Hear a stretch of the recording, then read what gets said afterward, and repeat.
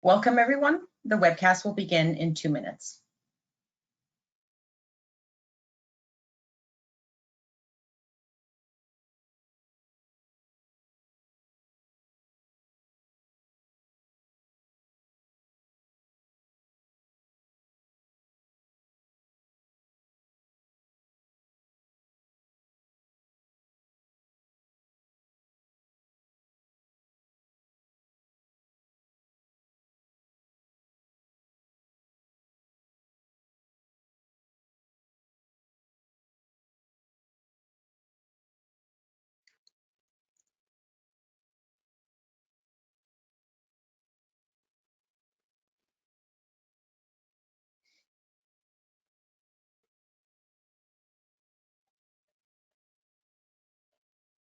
The webcast will begin in 1 minute.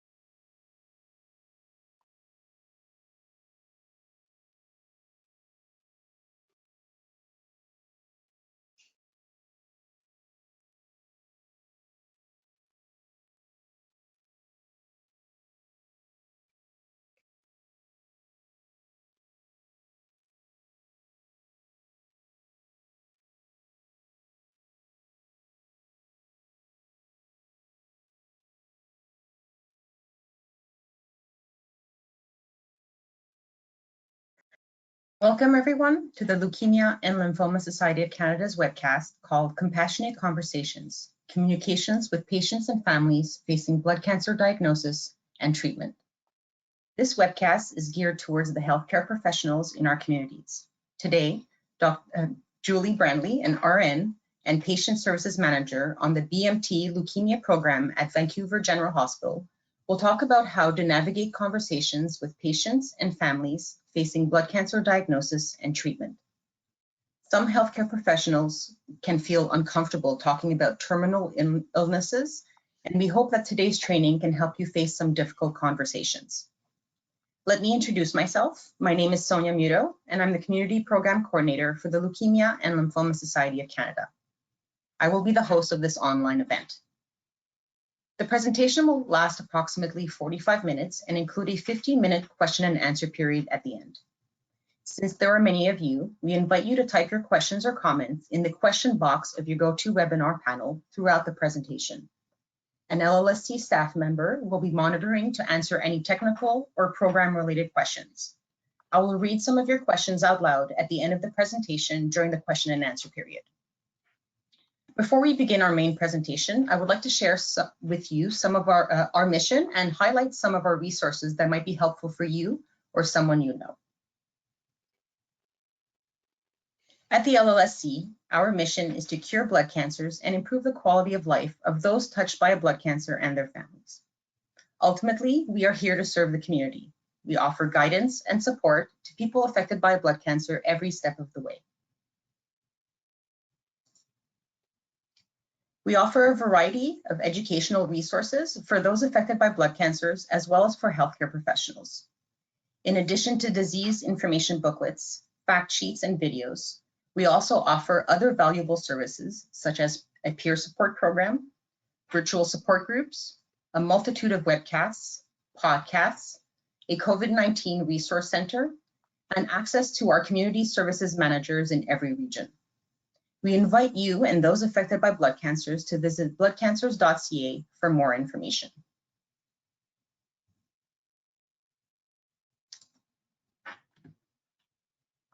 Oh, too fast there. So what can we offer you as healthcare professionals in our communities? First, we offer free tear pads to help facilitate patient referrals to LLSC and our services. You can order your very own tear pad by calling toll-free or by email at canadainfo@lls.org. We also have a mindfulness or self-reflection journal available for download on our website. This can be a great tool to offer those affected by a blood cancer, no matter where they are in their cancer experience. Moreover, we are growing our continuing education program. This program is aimed at healthcare professionals like you and provides access to training in a self-study format, so you can watch them whenever you want at a time that is convenient to your schedule. To know more about these training webcasts, visit llscanada.org/webcasts for healthcare professionals to learn more. We will continue to add new material to our roster, so be sure to visit our website regularly or watch for our emails with updates and information. We know that the current situation presents many challenges to those affected by blood cancers and their families, so the community services managers can help. They are compassionate connectors that can help those affected by a blood cancer cope with anxiety and isolation during these times. Please do not hesitate to refer your patients to a community services manager in your area. So it is now time to introduce our speaker, Julie Branley. Julie received her degree in nursing at Kwantlen University College in 2001, starting a career at VGH in the cardiac surgery solid organ transplant unit. Julie soon discovered her passion for acute care in Vancouver General Hospital. She joined the Leukemia bone marrow transplant program in 2006 and has worked as an inpatient and outpatient nurse in the program and was the clinical nurse educator for 5 years.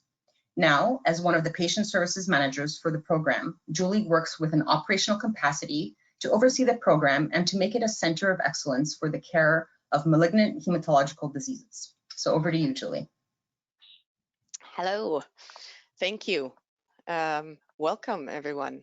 I am going to jump right in. Compassionate conversations. I think we have to start at the start, which is the patient first finding out about their diagnosis, because diagnosis and prognosis are not synonymous, and yet it can feel that way for some of the patients.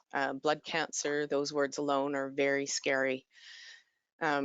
Diagnosis is often discussed and prognosis is not, and so that goes well along the lines of, after hearing the big C word, everything seems to be a bit of a blur. Any information given at that time is often not remembered, retained. Patients can never remember everything told to them. They should always have a caregiver, family, friend present to hear all conversation with doctors, and that isn't always possible. There is the issue around second opinions that can be good, but also can be bad and cause more confusion for patients. And with Dr. Google available, it can make things a bit more scary for people. Some people may search and some may not, and that's okay, either direction, but it can also cause challenge around conversation with patients about what they understand or know about their disease, the prognosis, where things are going. So often more questions around their illness come forward long after the initial conversation with the physician. And we, as healthcare providers, are in a very privileged position to be able to help these patients understand more about what they're going through and help them navigate what is to come. Communicating with patients and families can be a challenge because you feel like you need to know how to communicate with them or what to say exactly, and it's not about answers. It's more really about the support that you're giving. Sometimes these conversations can feel very awkward, but we need to push through our own awkwardness to provide that support. We don't always know what the journey is going to look like for each patient, and truth be told, one patient to the next, the journey isn't the same. The trajectory isn't the same. Some people get into remission after first induction, some take multiple rounds, and then transplant. Not one journey is the same as the next. And so it's more about support, not about necessarily answers. And it's more about pointing people in the right direction. So, sorry, I have to. So I'm not here to tell you how to be compassionate. You all know that. But sometimes we need to be intentional in our compassion, especially when we're a bit uncomfortable with the topic ourselves. So really, this is just about jogging your memory, using open questions. We know this, we talk about this all the time, but you need to remember to use questions like what or how. These help encourage people to give you more information than single word answers. Sometimes it's hard to do that or remember to do it, but if you start to be intentional about it, you will get better at it. This one's a really important one to me. Listen to understand and not to respond. I think we don't do this well necessarily. Some people do it fantastic. I'm not one of those people. I have to be very intentional to think about that.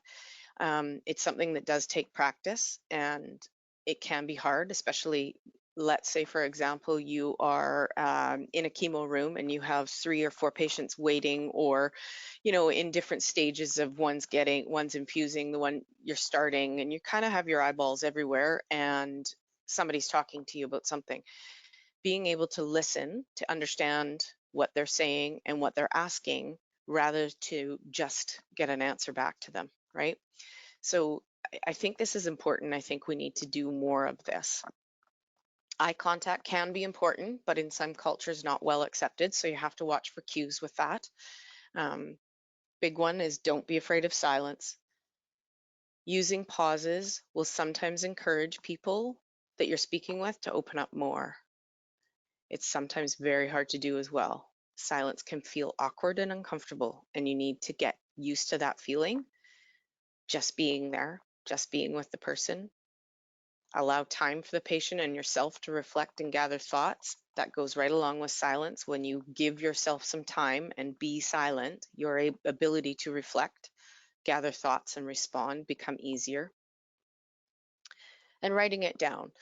Now, not everybody's going to write everything down, that's fine, but sometimes if you have a situation where a patient is asking a multitude of questions and you can tell that they kind of have a lot in their head, it's okay to say, hey, can we write this down just so that we make sure that we address everything, and or make sure that I can point you in the right direction with the right professionals, and we don't miss anything. I often encourage patients to write things down at home. If you think of a question later after you've left here, write it in, get a book, write it in that book, bring that book every time you come. And if you see a doctor or a nurse, you can ask that question. We can point you in the right direction. Writing things down helps keep people on track a little bit. And especially if they have challenges with memory with chemo. Often patients refer to that as chemo brain, and it's quite common. It does tend to go away. They do get better with memory and things after, but tell them that's okay. Tell them that's a normal side effect, and that writing it down is not a bad thing. It just keeps them on track.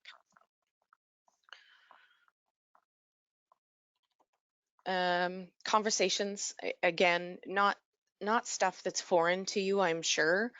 But again, we need to be sometimes very intentional, especially if we are delving into difficult types of conversations. Think about privacy. Is it appropriate to talk to your patient or relative in an open ward? Is there another space to do this? Can other patients hear the conversation? I think in this one, more so than the patient you're talking to, it actually can really, really affect the patients that are in the room if there's conversation. We've had this scenario just recently in our day ward, where a physician was having a conversation about end of life with one patient, and the other patient in a chair across the room actually had a real meltdown based on just hearing that somebody else was having that conversation. So privacy's big. You need to try your best to have those kinds of conversations in a space that is a bit more private. It's not always easy, but that is a better deal. Is it the right time? So timing, sometimes you don't get a choice. Is it the right time? The patient asks you a question, they don't seem like they're ready for information, but they are asking the question. That's your timing cue. I don't know that there ever really is a right time. I mean, I think that sometimes they're too anxious right now. Oh, they're too sad right now. I don't think that there is a perfect time. I think that if you have a cue or a prompt, that's your timing. So that leads into looking for prompts. It might be a good thing to, it might be good things, you could bring things up tagged on to the end of a related type of conversation. Often this comes with questions from patients, which we'll talk a little bit more about. I think one of one of the most important things is honesty. Do not, under any circumstance, ever say to somebody, it will be okay. If things look bleak, you can say things like, I'm going to do everything I can to help you get through this. And when they ask questions, they're very pointed, like, am I going to die? That's something that you need to be very honest about. You don't know when that's going to happen, but you do know it's going to happen. Well, yes, you will pass or die at some point, but we don't know when that is. And depending upon what you want, we're going to keep going on this path to try and get you into remission. And that's where our goal is right now. It is not for end of life. Our goal is for continuing life. So let's work on that right now. It's okay to try and deliver more hope. Just because you know that they have a terminal illness doesn't mean that you can't discuss hope. And you will know that in discussion with the patient if they're feeling that hope or if they're not feeling that hope. And you don't need to steer them. You let them have whatever their feelings are. Don't use euphemisms. So like I just did, talking about passing away is really probably not an ideal situation. You really want to use the correct words, die or dying. It can hurt, but it is honest, and you should be honest. You don't want to skirt around the issue or skirt around the words. Okay, that makes them feel uncomfortable, which then makes you feel even more uncomfortable. Summarizing, we know that about all conversations and communication. We should always be summarizing, feeding back to your patient a summary of what's been said. It's useful in a multitude of ways. It shows that you're listening. It clears up any mistakes that you have heard that they can correct. Acting normally, no need to lower your voice or feel or seem sad all the time.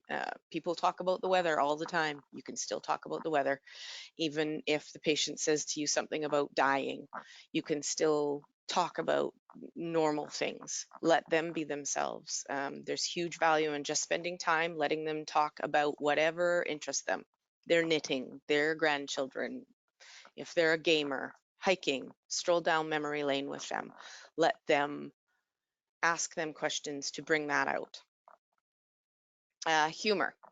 Humor might sound strange, but where you can, humor is a fantastic venue to get people to relax a little bit and to also have them open up. So, for example, when let's say you have a patient that needs to get a sample collected in the toilet, and you tell them that you have a hat for them.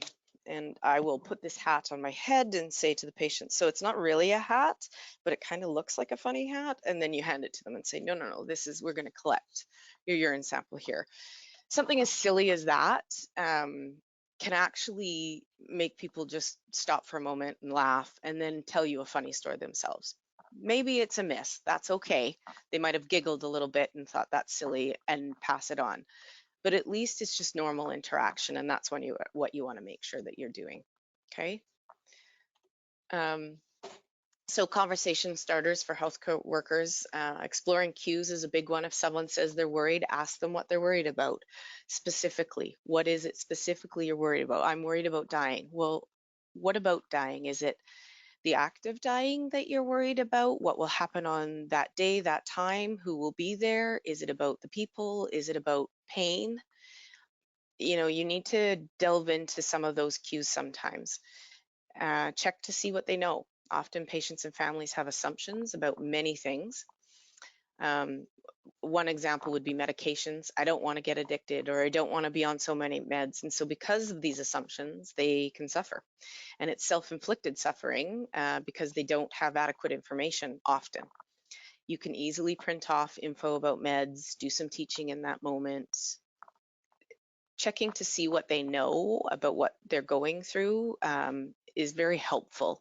And again, if it's about something that is not in your specialty, you can help to point them in the right direction, right? The dietitian, social worker, whatever that looks like.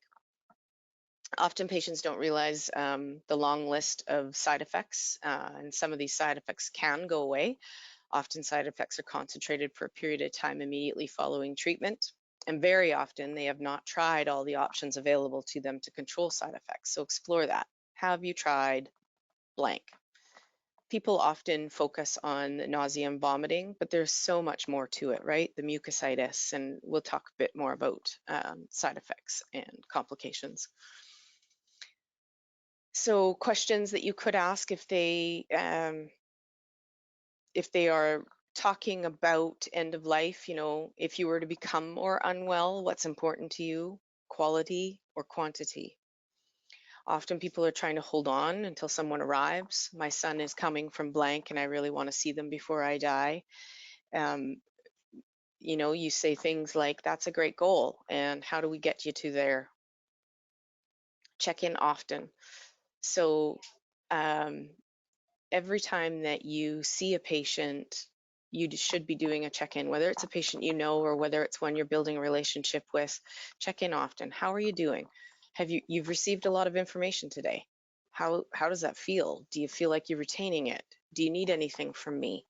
Can I get you a pen and paper to write things down so that you remember what you've learned, or those kinds of things?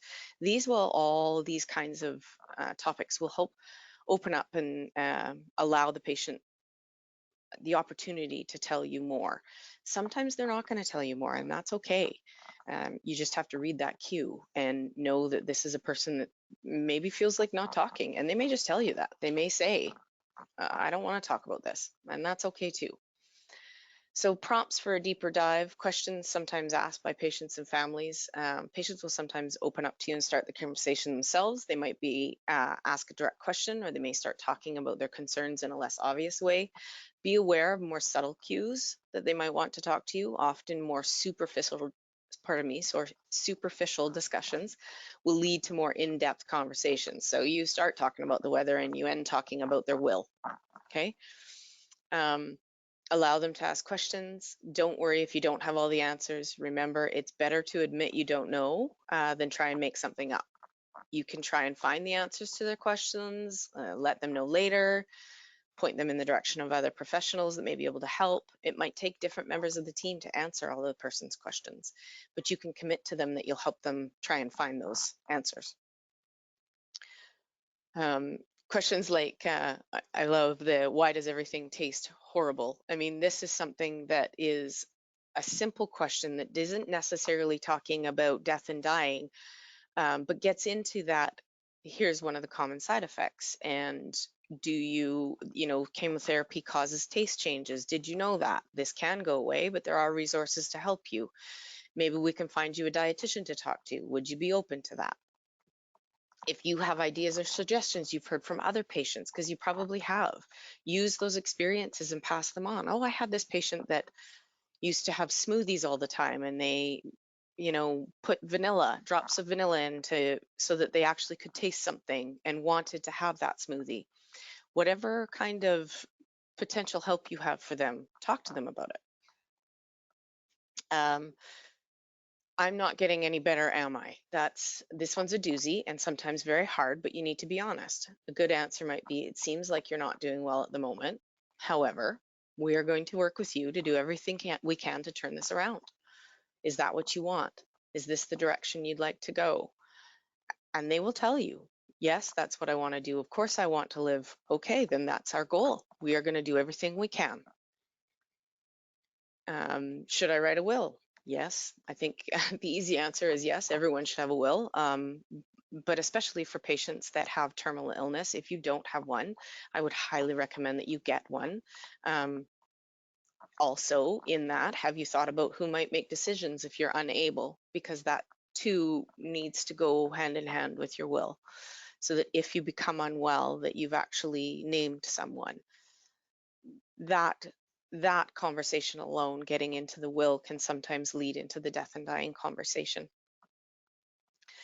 What happens when we die? I've had that one quite a few times, and I think the most important thing with this type of question is get clarity. Again, it's more about, what are you wondering about? Are you wondering about what happens to a person's body after they die, or are you curious about the spiritual afterlife? This could lead to, would you like to speak to a spiritual care advisor? Or you can be talking about what exactly happens to a body. Well, we allow the family in to be with the person after they've died, and when they're ready to go, then the nurses will prepare the body to take to the morgue. And these are hard words to sometimes say, but it's best to be very honest if that's what they want to know about, but you need to get that clarity first. So what happens when we die is a very vague question. So you need to ask for clarity there. What exactly are you curious about? Okay.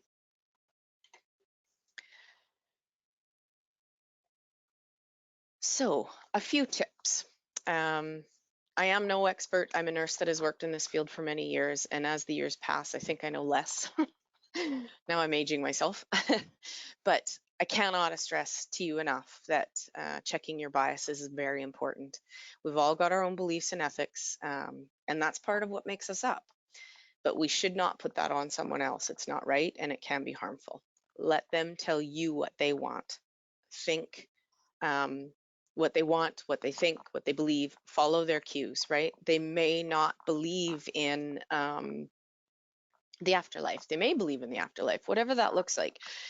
Whatever your bias or your belief or your thoughts are around that, you need to put that aside, because this isn't about you, this is about them.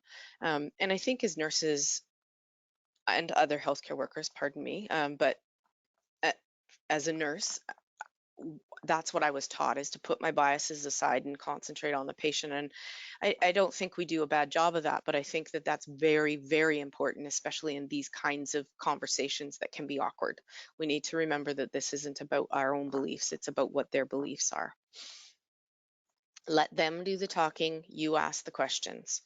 Be curious. They may ask you a question about what did you do on Sunday, and you can respond, that's not a problem. Have normal conversation, and then you turn it back to them. And how about you? What was your Sunday like? Were you able to eat anything? Because I know that, getting food down has been a challenge for you.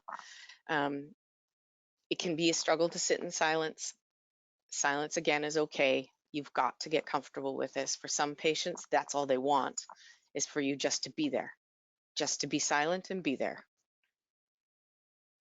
Sometimes you'll have a chatty patty patient that you can always delve into the stuff you know well. So talk about side effects and how to manage nausea, vomiting, loss of appetite, mucositis, diarrhea, fluid overload, dehydration, all of those things that you know about. You can ask them about, have they experienced any of these things? Or they can bring up, because you just say one word and it's a chatty patty and they tell you everything. Infection prevention and monitoring, signs and symptoms of infection due to low counts. That's a very important one that we do teaching around. And I don't think we can ever do enough teaching about, washing hands, washing hands, washing hands. I mean, we're doing that a lot because of COVID, but we've been doing it in blood cancer forever. So it's not a new thing. Treatment of infections, what it might look like. If you get an infection, there is a potential you'll get an infection. It's probably most likely that you will at some point. You will go on to antibiotics. Have you been on antibiotics before? It might be oral, it might be IV. Those are kinds of conversations that you can talk about because you know fairly well.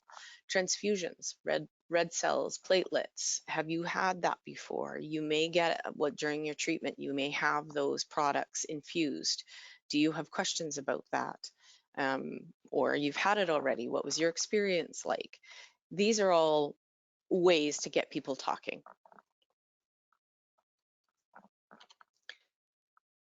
So the hard stuff, the end of life conversations. So people can have a lot of anxiety and distress about death and dying. Some will be okay, some will not. And talking about it, just saying the words, can sometimes give relief. And like I said before, some people don't want to talk about it, and that's okay. You can directly ask the question, do you want to talk about this? And they will be honest with you. But the outcomes, it's out there. The research is out there. It shows that the outcomes for patients can be vastly improved if their concerns or fears are addressed around end of life. What does dying feel like? A lot of patients will ask about that. Are they going to be in pain when they die? And it's not necessary for somebody to be in pain when they die. You can say that. Medical interventions can be optimized if patients understand what is available to them. Psychologically, patients can deal with the thoughts and feelings they're going through, and families can feel more at ease that the patient has support and understand the journey themselves. End-of-life concerns are also not always what you think. It can be about who will take care of their dog or cat, and that might be their most important thought. Who will tell my sister back east? Once again, it's not about knowing the answer, but about listening and maybe pointing them in the right direction to find answers. So if it's about the sister back east, do you have any family here? Is anybody around that you are with that can talk to your sister? Have you talked to your friends and family about your dog and cat? Or, you know, there's a multitude of concerns, and again, it's delving into what exactly is your concern. Final wishes. Final wishes are something that most people have not talked about, especially with their families or loved ones, and I think that's something that we sometimes underestimate.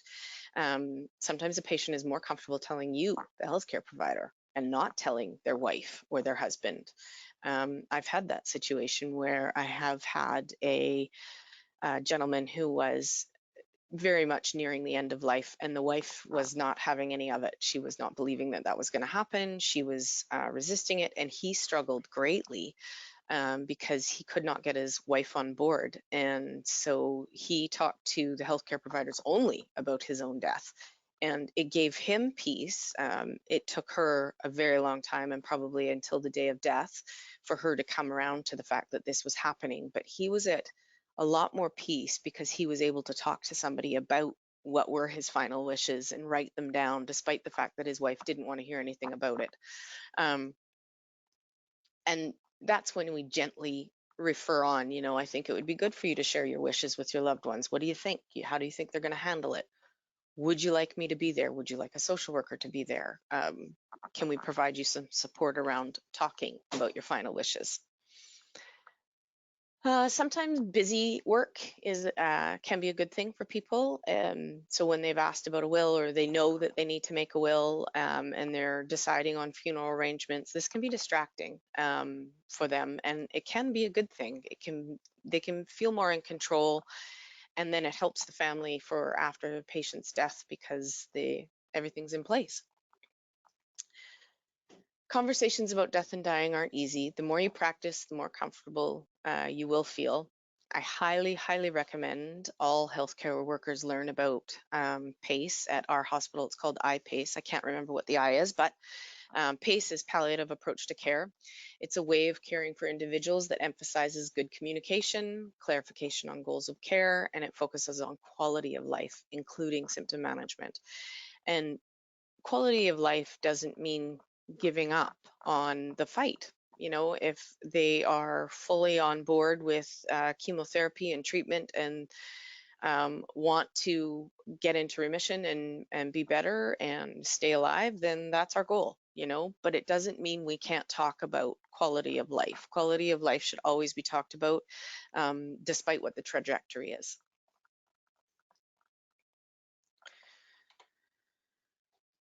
So other potential concerns, of course, that come up for patients, and probably common things that you've talked about with patients: changes to body image, changes to family and social roles, geographic changes. Now, for blood cancer specifically and leukemia specifically, treatment is in Vancouver here in British Columbia, and so geographic changes are a big challenge for people, which includes, house and home and job loss and finances and legal concerns, all of that kind of stuff.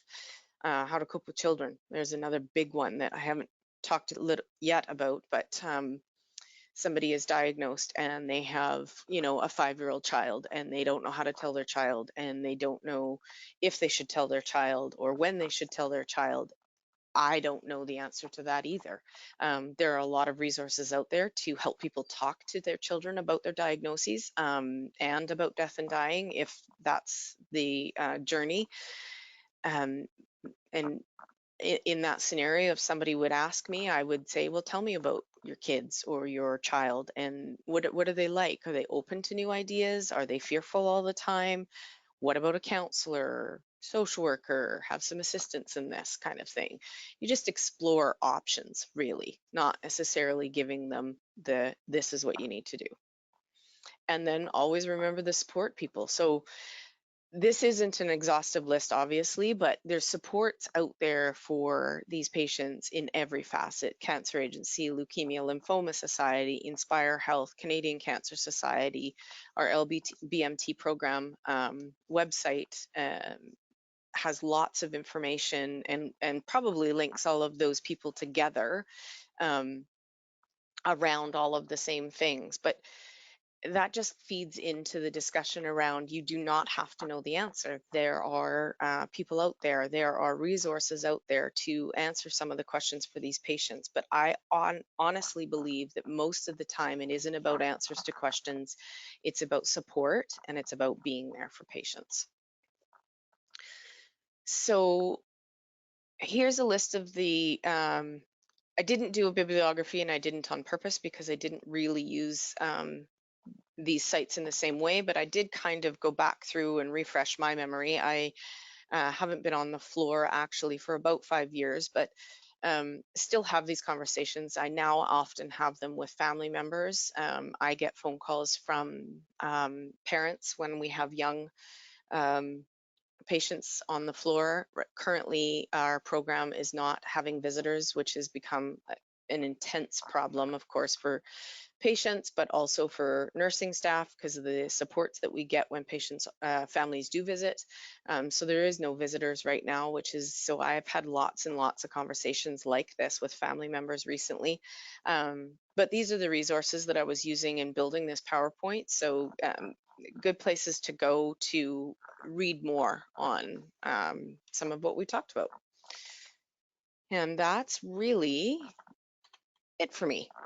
I think we will be able to answer some questions now. Yes, Sonia? absolutely. Yeah. Thank you so much, Julie. Such an important and relevant topic to the healthcare professionals in our communities. So I really appreciate you being here today. Thank you. Thank you. So we did receive a few questions. So I'll read those out. First and foremost, how do I balance providing hope while objectively introducing the concepts of goals of care or palliation? That's a good question.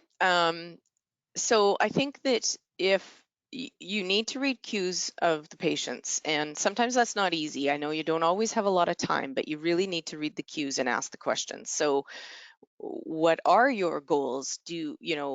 Most times patients are looking for cure, obviously, and so providing hope, I think you never end the providing hope. Just keep on that path of we're going to do everything we can. And I think that introducing goals of care or palliation, I think that needs to come from a place of exploring side effects or exploring coping mechanisms. How are you doing at home? How's your wife doing? Well, we're struggling. Okay, have you looked at this option or that option? And slowly but surely you start to then build a relationship, which then can allow you to talk about, have you thought about if? I know this is the journey we're on. We're going for the goal, which is remission, but what happens if something doesn't quite work out? Have you thought about what do we do in that place? And that's an easy, very slow opener to making sure that they understand our goal is still cure, but what happens if? And so let's have a little bit of conversation and make sure that we have your ideas, the patient's ideas clear about what do you wish. I hope that's helpful. Thank you. Another question we have here. How can I quickly identify the type of person I have in front of me and provide the right amount of information?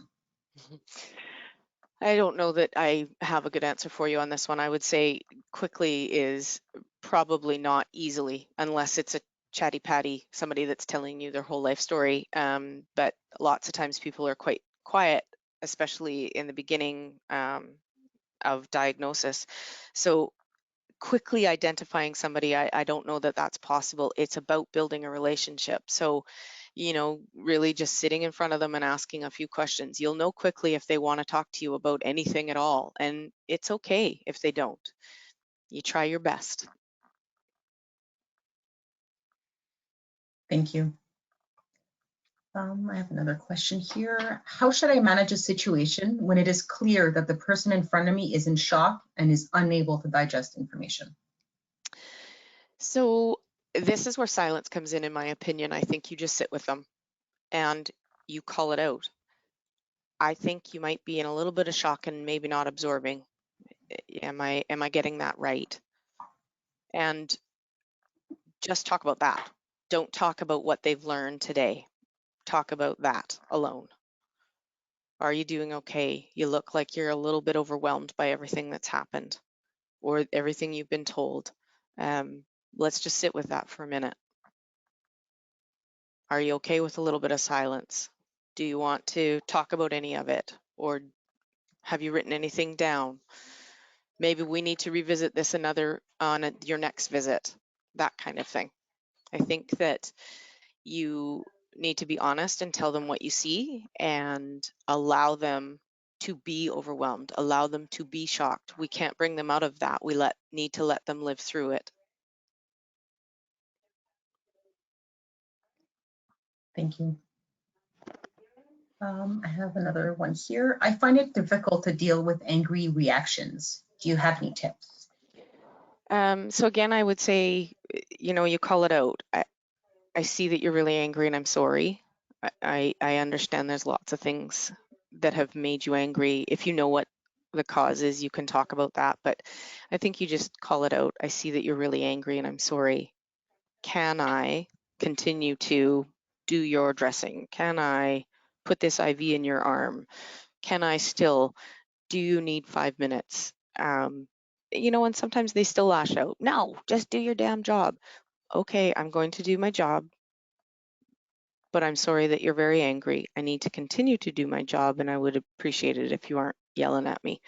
And a lot of the time that anger might be focused at you, but it isn't about you. And just talking about that, what's made you so angry? Sometimes just walking away. I think I need 5 minutes. I'm going to come back. And I know that isn't conducive in all workplace settings. You know, you've got another person coming or they taking up the chair and they've got to move on, that kind of stuff. But I think if you try and skirt over it or ignore it, it actually will make it worse. Thank you. I do have one more question here. When it comes to language barriers, what strategies do you have to be able to use in these conversations? So language barriers is a difficult one. Of course, we try to use families sometimes. It kind of depends on where we're going with the topic and if there's cultural beliefs or norms around whatever topic it is, like death and dying or what happens to a body after death. So we obviously now with COVID, of course, have quite a bit more availability of translation devices. We can do it on the phone. We now have an app that we can use here at BGH. And then there is one that's on a tablet, I think, that you speak into it. And so we've used those devices to try to be able to translate. But I'm thinking more that this question might be about in the moment when you're sitting with a patient, putting in an IV, hanging their med, whatever that looks like. And let's say they are tearing up. This is your silence moment. You can put a hand on their hand, put a hand on their shoulder, or just sit and look at them with compassion. Give them open posture. Show your compassion non-verbally. And I think that is extremely important, especially when there are language barriers. Thank you. I said that was the last question, but I have two really great questions. So if it's okay with you, Julie, I'll ask those. Of course. Going on the conversation that we had before about self-care, I find it hard to calm down after a difficult conversation with a patient. Do you have any tips? I do. I always used to think that the word mindfulness was airy-fairy. And as the years have gone on, I find it to be more and more and more important. I will, when I've gone through difficult conversation, now as a manager, my difficult conversations are often around human resources and not necessarily around patients and care. But when I've had one of those difficult conversations and I can feel it in my chest, in my soul, and it kind of is wrecking my day, I will find a quiet spot and do mindfulness exercises. And I find that is extremely helpful for me. You can't always take the time, but even 3 minutes of deep breathing, if anybody has an Apple Watch or even those other kinds of watches and they do the breathing exercises, I'm telling you, that stuff works. Another trick for me that I really enjoy is aromatherapy. And again, 5 minutes in a place with nobody else and a little bit of mindfulness exercises with a nice aromatherapy scent can bring me out of that deep-seated feeling of uncomfortable after the conversation. Thank you. Good tips. So the last question is, you mentioned second opinions, which can be hard sometimes for patients and healthcare professionals.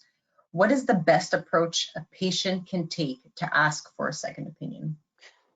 Direct. We welcome second opinions within our program, definitely. I know that of many discussions with doctors.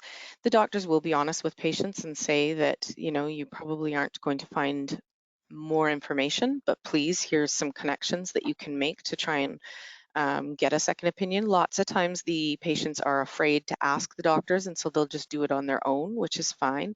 And if they kind of bring it up to you before they've done it, I will often say, go for it. It's okay. Get another opinion.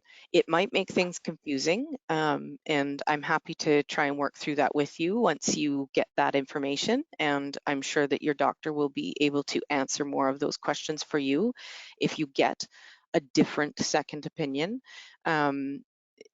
The challenge with second opinions is that there is often confusion at the end of it, and that's where the bigger challenge is. It's not necessarily getting that second opinion. And I think a lot of patients assume that we don't want them to get a second opinion. And that might be true for some healthcare professionals. That's not true for me. I think everybody should get as many opinions as they like. The problem is that it might create more confusion and upset. Rather than actual answers. Because you may get a doctor that says, oh, absolutely, we can treat this. If that's the course that you would like to try and take, then that's fine. You can, it's your choice to make to do that. The decisions that are made on treatment that happen, in the center that you're in are based on expert opinions and panels and doctors and years of research. So it's okay for you to try to look at another venue, but this is what we offer here, and you can talk more with your doctor about what's the difference between going over here and going over here. In leukemia bone marrow transplant, the place that most people get second opinions from is in the States at Seattle, which is fine, and we have referred people down there and people have gone down there, and some people have had success doing that, and a lot have ended up spending a lot of money on healthcare down in the United States only to come home and die. So that's not usually a conversation that I would have with a patient. We just encourage them to go ahead and get the information if that's what they would like to do. And if they would prefer to do treatment in the States, we will gladly support them through that, giving them medical records or passing medical records on to the physicians in the United States. Thank you so much, Julie. If ever there are any questions that we didn't get to, we will do our best to email you after the webcast. Yeah, fantastic. Thank you so much. Thank you. So once again, thank you, Julie, for joining us today. It was a fantastic conversation and very important. So I'm really happy that you were here with us today. Thank you. Great. Thank you. I would also like to send a big thank you to all those who participated on our webcast today. And I will also like to thank Roche for making this webcast possible today. So before I sign off, I would like to remind everyone that we are here. So do not hesitate to contact the LLSC if you need more information. You can reach us by email at canadainfo@lls.org or toll free at 1-833-222-4884. Also, make sure to check out our website regularly to watch all past webcasts or for the upcoming dates of any upcoming webcasts. Final note that a short survey will be sent out to all participants after this webcast, so we greatly appreciate you taking a moment to fill it in, as it really helps us to offer you the most valuable information in the near future. So once again, thank you all for joining us. Have a wonderful day and stay safe.